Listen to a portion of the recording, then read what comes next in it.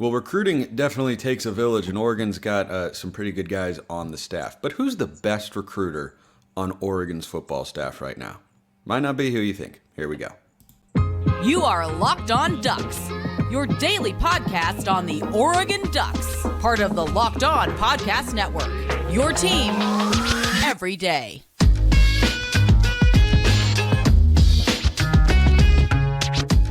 Yes, it is that time once again for Locked On Ducks. I'm your host, Spencer McLaughlin. Thank you so much for making this your first listen or your first view of the day. Part of the Locked On Podcast Network, your team every day, and your number one source to stay up to date with the Ducks. If you have not already, please like, comment, subscribe, rate, review wherever you listen to or watch this show, which today is brought to you by Birddogs. Go to birddogs.com/LockedOnCollege, and when you enter promo code LockedOnCollege, they'll throw in a free custom Birddogs Yeti-style tumbler with every order. We've got Brian Smith here today. He is at FB_Scout_Florida on Twitter. He is our Locked On Recruiting Insider. Brian, it's great to have you back on the show. And you're super tapped into the recruiting world. That's, of course, why we bring you on. I wanted to talk about the assistant coaches today for Oregon.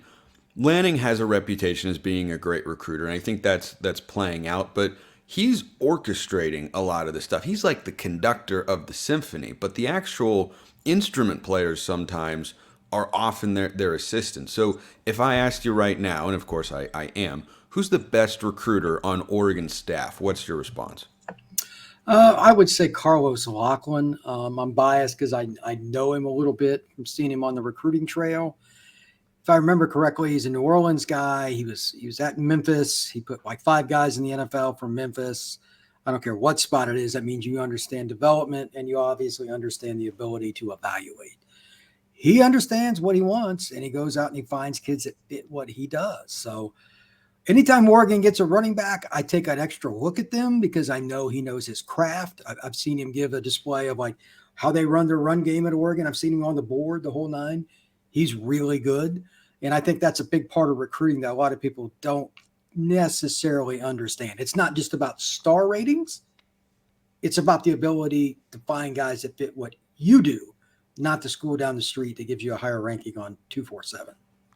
I think that resonates with Oregon fans, at least it does for me, because when we think back to the Chip Kelly days, LaMichael and Kenyon were both 3-star running back recruits who played like 4- and 5-star guys throughout their entire career because they fit the scheme very, very well as to what, Chip Kelly was doing. I don't think they would have had that sort of success if they'd gone elsewhere. They might have been good, but would they have been that good? Would Michael have been a Heisman finalist? Could Kenyon have run for 320 yards elsewhere? Maybe not, because they just fit so perfectly into what Chip was doing. So when you talk about Locklyn and being a premier recruiter because he identifies that talent, what have you noticed about the backs that he goes after, whether it's from the high school or the portal ranks?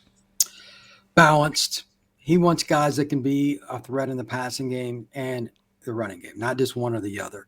And it's not necessarily that they're fully developed out of high school either. Some of the kids I talked to him about last year were completely different. He kind of gave me some of the kids that he liked in Florida and some other states, and they had a lot of differences. But he talked about how he could use them in a system to fit their scheme and also to fit that player. He understands the ability to look ahead, and that's something that recruiting is really all about. These coaches, they may look at rivals or on 3 or whatever, but they do their own evaluations for the most part. They're not real trusting people. The coaches just aren't in general. And it's their livelihood, right? They should be making their own decisions. He is probably as good an evaluator as I've seen, especially at his own craft with running backs. So he's the guy I trust as much as any running backs coach in America. When you talk about the best recruiters in the country, how do you see those guys balancing the high school and the portal recruiting ranks? Because it's, Locklyn so far, he's recruited Dante Dowdell from the high school ranks. He's recruited Jaden Lamar, a pair of 4-star guys, and Dowdell especially looks like he could be a stud. He could make an impact for Oregon this season, I think, even with a deep running back room.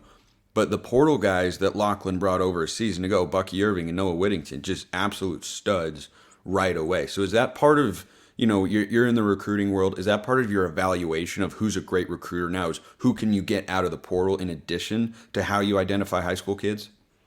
I don't see how it can't be, because for most schools, Oregon's not necessarily one of them, but for most schools, if they're going to move up, realistically, they have to do it through the portal.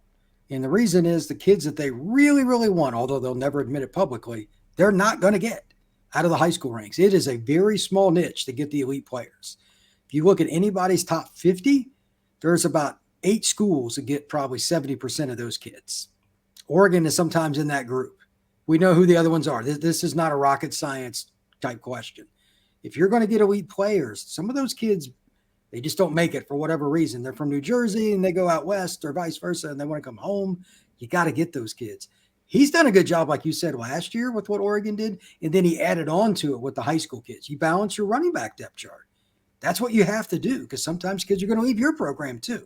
It's almost like if you don't have kids transferring out, you could be running back or any other position, then you are in trouble. That means you're not getting enough talent to come in because kids don't care. They want to play now.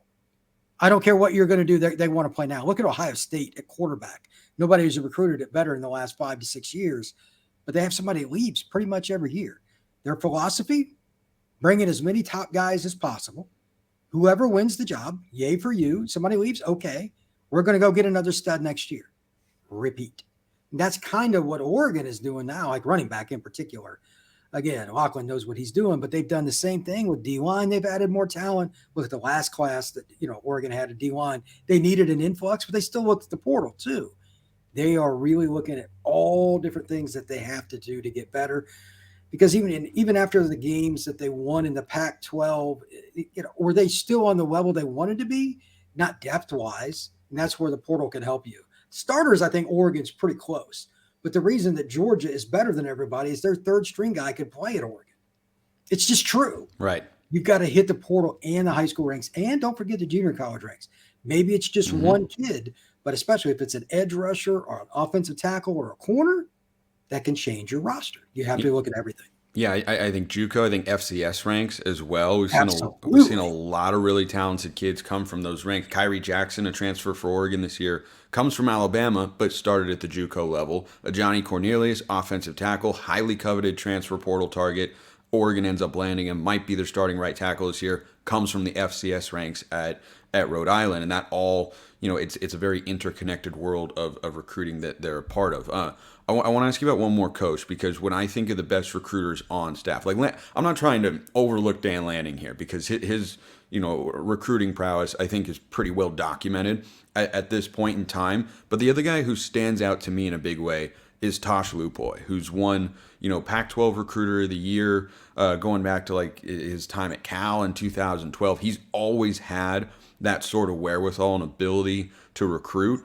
And he's the defensive line coach and defensive coordinator. And when I look at how Oregon has recruited that position, to me, he also feels like one of the best recruiters on this staff, which is certainly what you want to have as your defensive coordinator, because we're in on a lot of big-time targets, and then in the last couple of years, we've been landing a lot of big-time targets as well.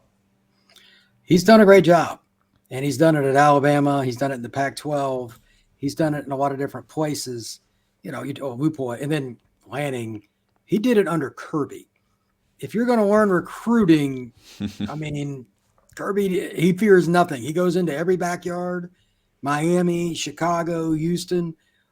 With those two guys recruiting defense for Oregon, just those two alone, especially since Dan is the head coach, man, that's a great combination. And Lupoy, I mean, he learned under Saban too, so they're very well versed. And again, they understand evaluating what they need for their scheme.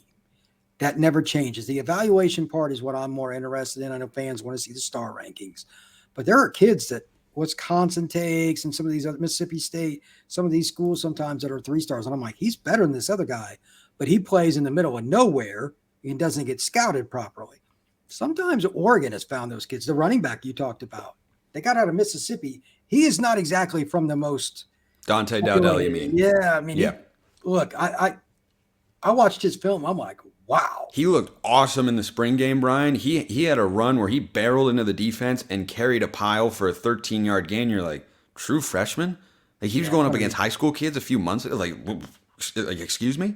Yeah, but those kids from Mississippi per capita, it's one of the top 5 states in the country for NFL talent, and right there's an example of it. He was a bell cow back. He's a 20 carry game guy from like 1985 Big Ten. You know what I mean? Yeah. He's the guy that's Ohio State's tailback in 1985. That he fits that, but he's got more speed than you think. They find those kids. How odd is it, by the way, that a kid from Southern Mississippi ends up in Eugene, Oregon? That's as Welcome to weird recruiting. combo as you're ever going to get. I don't think that'll ever happen in my lifetime quite to that extent, but I say that every year that Oregon gets a kid from somewhere else, and you're like, that doesn't fit, but okay. Yeah. So. And it's great to see that Oregon's reach can extend to that part of the country. We need to talk about Florida as well, because there's an interesting maybe trend going on there about whether or not Oregon looks good to recruits in Florida. But you'll look good if you wear Birddog shorts, because they are the perfect summer shorts. Birddogs make you look good. Their stretch khaki shorts are designed to fit slimmer through the thigh and leg, giving you a truly sculpted look. Birddog shorts do the exact same thing as Lululemon, but they fit way better. They fit way better than regular shorts that are made of a stiff, restricting cotton. Birddogs fix that issue by inventing cloud knit fabric that looks just like khaki but stretches so you get a way slimmer fit without having to sacrifice movement. Birddogs also uses anti-stink sweat wicking fabric that keeps you cool and dry all day long. Go to birddogs.com/lockedoncollege. Enter promo code LOCKEDONCollege, all one word, for a free Yeti style tumbler with your order. That's birddogs.com/lockedoncollege for a free Yeti style tumbler. You won't want to take off your Birddogs this summer. We promise you. All right, Brian. That's what I call the second segment sip, to make sure I don't get dry mouth or a scratchy throat at any point in time during the show. Let's talk about Florida, which is where you are based. You can see it right down there on his Twitter handle at FBScout_Florida. That's his gig. Oregon is getting some 2025, yes, I said 2025, recruiting momentum out of that state, because their only two commits are from the state of Florida. There's another kid we talked about before coming on to record the show that might choose the Ducks from Florida. And I've long discussed that if Oregon wants to be a consistent recruiting power the way they have been the last several years, I think you need to be in at least two, and it's probably enough, of the three big recruiting states: California, Texas, and Florida. And so far for this staff, Brian, it looks like that's been California and Texas, and they're making a big push into the state of Texas with guys like Aaron Flowers or Johnny Bowens, there are a lot of players in this class from the Lone Star State. But is there starting to become a growing sense of momentum down in Florida with the Ducks? I've heard it for a couple of years, even before Dan was with the Ducks. And part of that was Cristobal was from Florida. Right. But it's still the things that you see. Winning sells. They win 8 or more games every year pretty much, and they've had several teams win 10 or more.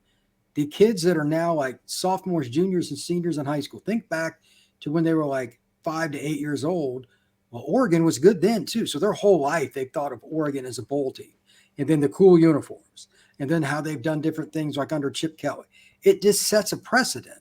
So now if for whatever reason they decide, you know what, I'm not going to stick around, I'm going to go somewhere different, they go and check out the facilities in Eugene. I always hear really cool things. Everybody's told me their visit is as good as any in the country. Georgia, Ohio State, Notre Dame, anybody you want. Oregon's is as good. So they got a shot with anybody if they can get them on campus. That's always the thing. Locklyn, Wupoy, all those guys, they got to get them on campus, because once they do, they have something to sell that very few people can really put into perspective, because a Florida kid doesn't even know where Oregon's at on the map. They have no idea. So it's just true. Florida kids don't know. A lot of them probably don't know where the state of New Jersey or Ohio is at either. But that's Florida kids live in a very small bubble. And you just got to get them on the plane, man. I've heard it for years, though. A lot of kids are really intrigued by Oregon. So it doesn't surprise me. And the kids that they're getting interest in, we're talking about top 100 kids in the state of Florida.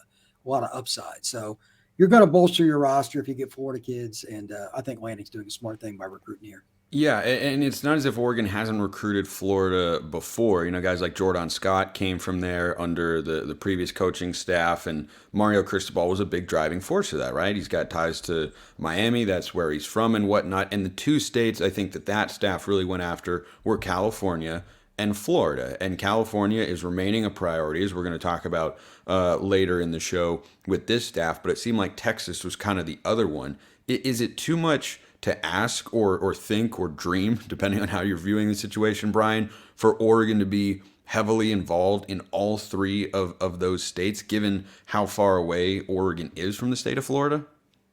Not with their budget. They have the money to do it. Most schools couldn't. It's about finances here. They have the money to do it because of Phil Knight. So no, it doesn't make a difference. Yeah. They have a bigger staff in the back office, et cetera. They can do a bunch of the garbage work that you have to do to find out, hey, is this a kid we really want in our student body and on our team and all that? They got more people to dig into that. So when they do go to a state far away, Mississippi, Alabama, North Carolina, whatever it is, they're not wasting their time.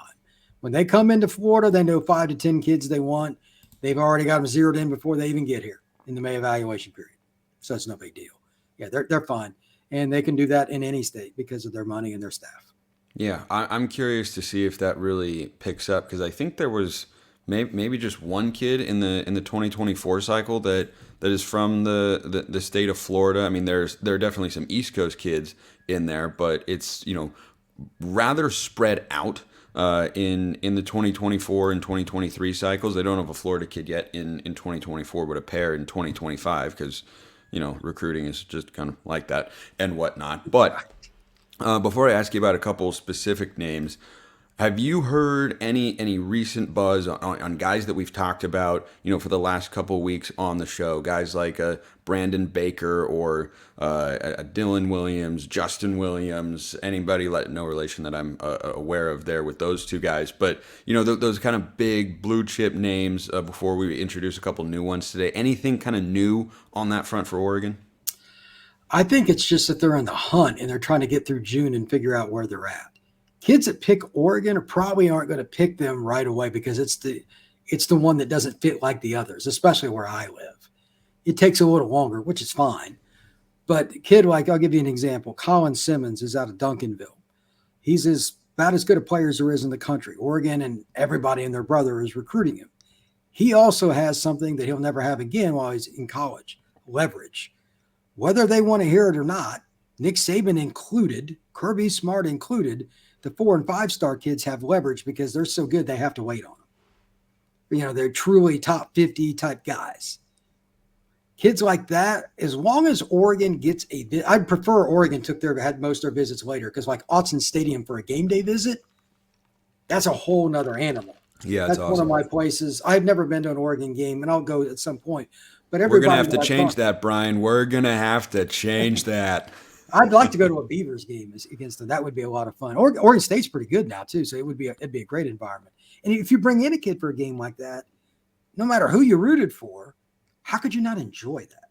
That's right. Why I think it's better that most of the kids, especially the truly elite kids that they're after, aren't making decisions now because they need to drag it out as long as possible because they're not state U in the sense of home state U for all but like 2 kids they're recruiting. So I think that's okay. Colin Simmons was one I was looking at today. Like nobody talks about him with Oregon. And that's just one of a gazillion examples.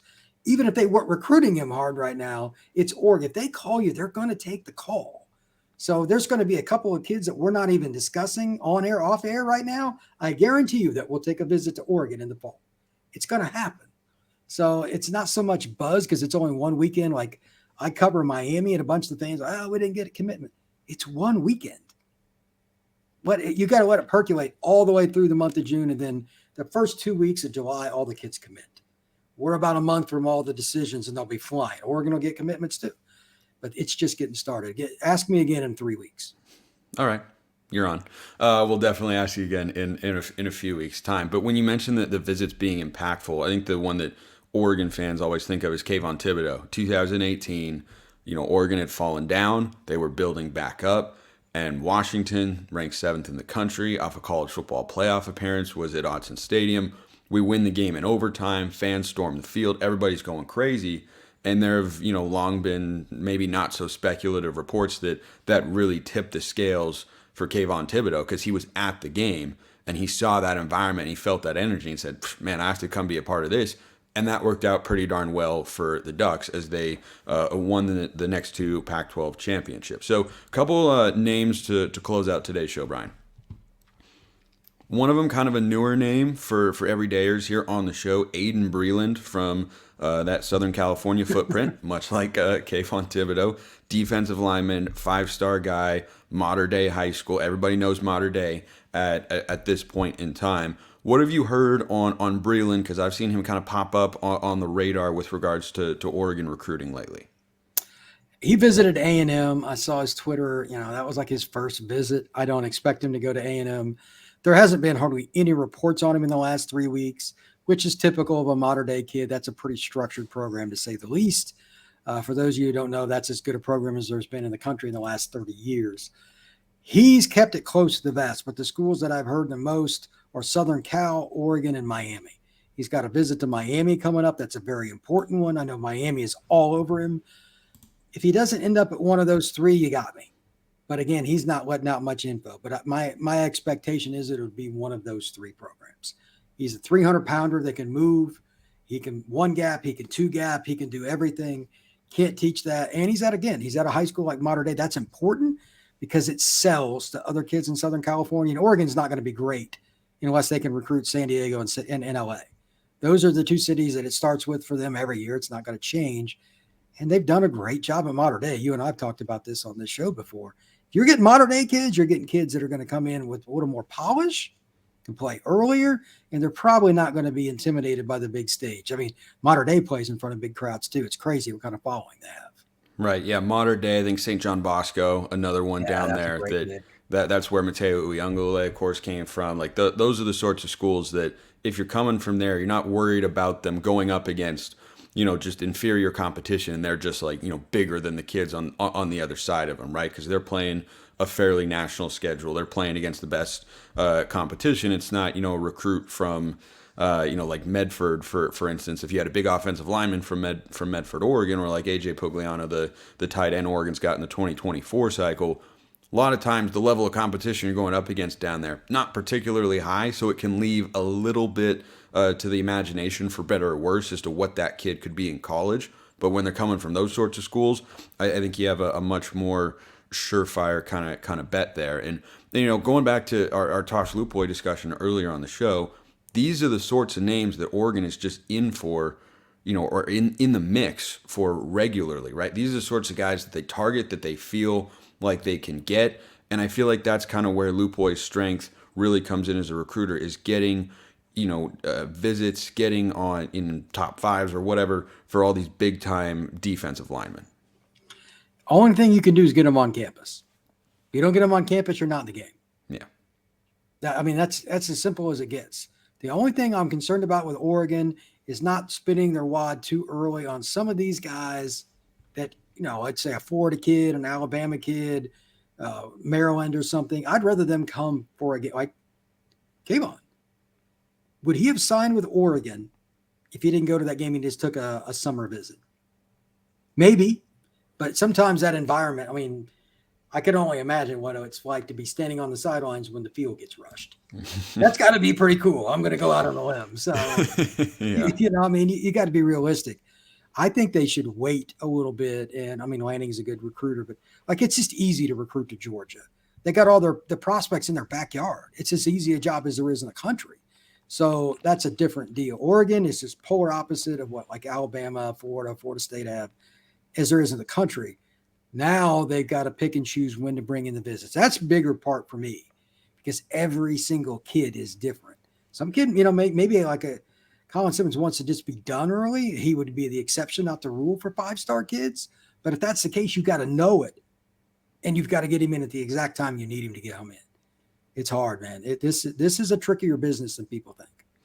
Let it be known on the record, Brian Smith doesn't think Kirby Smart is a great recruiter. We're going to clip it. We're going to let it fly around on Twitter. Georgia's an easy place to recruit. Kirby's overrated. Yeah, we got it. Going to go viral with that one. Anyway. My phone will ring any moment now. Yeah, that's right. Last kid I want to ask you about, again, another Mater Dei guy who I think Max Torres and I talked about long ago on the show, is Nathaniel Frazier. Nate. We'll just go Nate Frazier, the running back from Mater Dei. Really, really impressive film. Like he's kind of in that Locklyn mold, very, very balanced, right? Balanced and explosive.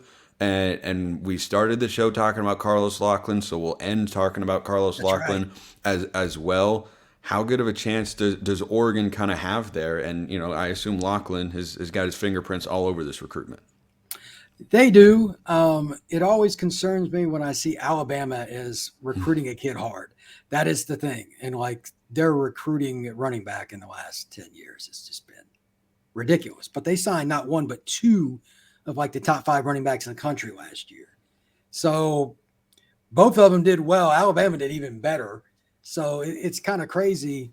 If he's from Mater Dei though, he's used to challenges. You don't just go to Mater Dei because the kid that's behind him in the 25 class is rated higher as a running back. It's crazy. Even at Mater Dei, he has to split carries.